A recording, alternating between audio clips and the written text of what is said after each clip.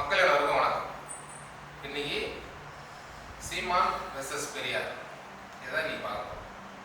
சீமானுக்கும் பெரியாருக்கும் என்னங்க சம்பந்தம் அப்படின்னா, இன்னைக்கு ட்ரெண்ட்ல இருக்குது, இதை பற்றி பேசணும் அப்படின்னு கேட்டிருக்காங்க. என்னன்னா, ஒரு காலத்தில் இதே பெரியார சீமான் தான் அவரோட தலைவர் அப்படிலாம் பேசுறாருலாம் நீங்கள் கேள்விப்பட்டிருப்பீங்க. நிறைய எல்லாமே பெருமையாக தான் பேசிட்டு இருந்தாங்க. அதுக்கப்புறம் ஒரு குறிப்பிட்ட காலத்தில் அவரை நிறைய குறை சொல்ல ஆரம்பிச்சு இன்னைக்கு அவரை ரொம்ப அவரை வெறுக்கத்தக்க வகையில் என்னென்ன சொல்லணுமோ அந்த அளவுக்கு பேசுகிறாங்க. ஒன்று, அவரை பற்றி ஆரம்பத்திலே முழுசாக படிச்சிருக்கணும், அந்த தெளிவாவது முதல்ல இருந்துருக்கணும். அதை படிச்சுட்டு முதல்ல இருந்து நம்ம இப்படி ஒரு தலைவராக உருவாகுமே, இதுதான் நம்மளோட கொள்கை அப்படின்னா அந்த கொள்கையில் மாறாமல் இருக்கணும். சரி, மாற்றம் ஒன்றே மாறாதுன்ற மாதிரி, அப்போ எனக்கு சரியாக அறிவு இல்லை, இப்போ தான் சரியாக படித்து வந்திருக்கேன் அப்படின்னு அவர் வாயாலே சொல்கிறாரு. அப்போ சரி, படித்து இன்னைக்கு சொல்கிறது சரியான்னு பார்த்தா, சரி ஒரு வேளை இப்போ மத்திய அரசு அவருக்கு கை கொடுக்குது, கை கொடுத்து தூக்குது அப்படின்னு சொல்கிறாங்க. சரி, அதனால இப்போ பெரியார் அவர் குற்றம் சாட்டுறாரா அப்படின்னு பார்த்தா, ஒரு வேளை மத்திய அரசு அவரை கை விட்டுச்சுன்னு வச்சுங்க, மறுபடியும் எங்கே குப்பை கொட்டணும்? இதே பெரியார் டீம் கூட இருக்கிற மற்ற சமூகம் இவரை வளர்த்து விட்டது இல்லை, சீமானை வளர்த்து விட்டாங்க பாருங்க, அங்கே தான் குப்பை கொட்டும். என்னங்க குப்பை கொட்டுறேன்ற அளவுக்கு பேசுறீங்களே அப்படின்னு பார்த்தா, நான் சொல்ல, அவரே தான் மாற்றி மாற்றி சொன்னதுனால இன்னைக்கு அப்படி பேசப்படுற ஆளா ஆயிருக்கு. சரி, சீமானை பற்றி பார்ப்போம். சீமான் எப்பேற்பட்ட ஆளு அப்படின்னு பார்த்தீங்கன்னா, சீமா பெரியார தமிழர்கள்னு சொல்றாரு. பெரியார் ஆளுங்க என்ன சொல்றாங்கன்னா, சீமானியே தமிழர்கள்னு சொல்றாங்க. அவரு பாதி மலையாளி பாதி தமிழர், செபஸ்டின் சைமன் அப்படின்னு சொல்றாங்க.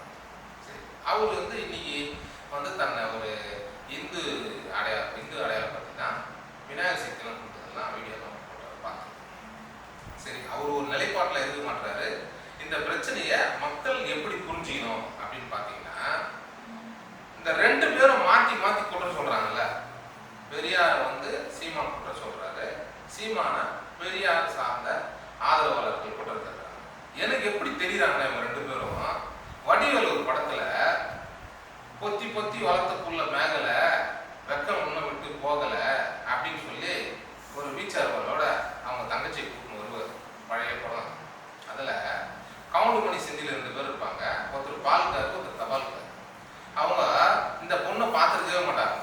அப்போ இந்த பொண்ணுக்கு ஒருத்தர் பால் கொடுப்பாரு, ஒருத்தர் தபால் கொடுப்பாரு.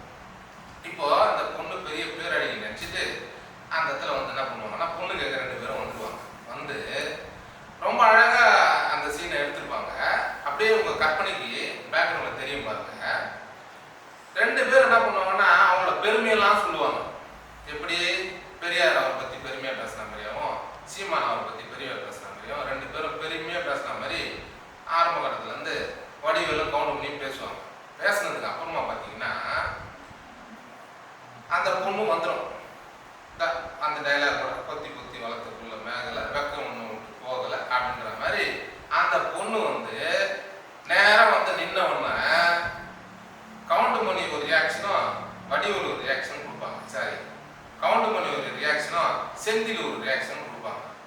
ரொம்ப பதறி போன மாதிரி அந்த ஒரு காட்சி அமைப்பை காட்டுவாங்க.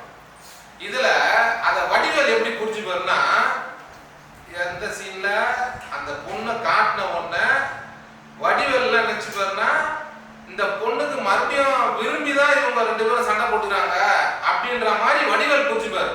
அப்போ வடிவேல் சொல்லுவாரு, பிள்ளைங்க மாறி மாறி உண்மையை சொல்றாங்க அப்படின்னு. கவுண்டமணியை செஞ்சு என்ன பண்ணுவாங்கன்னா, நான் ஒரு முடிச்சோக்கி நான் ஒரு முல்லை மாதிரி அப்படின்னு கவுண்டமணியும் செந்திலும் மாறி மாறி அவங்களே திட்டிப்பாங்க. எதுக்காக இந்த திட்டி சொல்றாங்கன்னா, அவங்கள சுயத்தை பத்தி சொல்லிக்கிறாங்க. எப்படி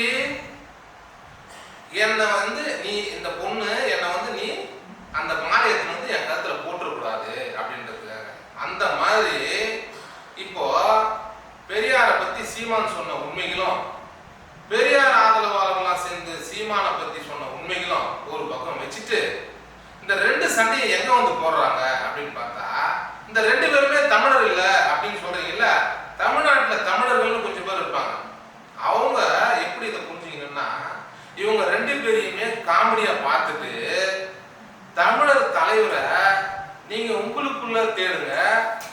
ஜல்லிக்கட்டு மாதிரி மிகப்பெரிய மாபெரும் போராட்டத்தை கட்டி உருவாக்கின அந்த இளைஞர் படை இருக்குல்ல, அந்த இளைஞர் படையில இருந்து ஒவ்வொரு ஆட்களையா தேர்ந்தெடுத்து இல்ல, நீங்களே ஒவ்வொருத்தரா தலைவர் ஆகி நீங்களே உங்களுக்குள்ள தலைவர் ஆகுங்க. எங்கெங்கேயும் தலைவரை தேடாதீங்க.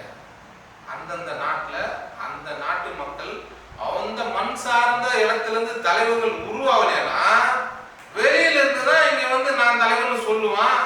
சொல்றோம் தப்பு. நீங்க முதல்ல தலைவர்னு வாங்க, வந்து எல்லாம்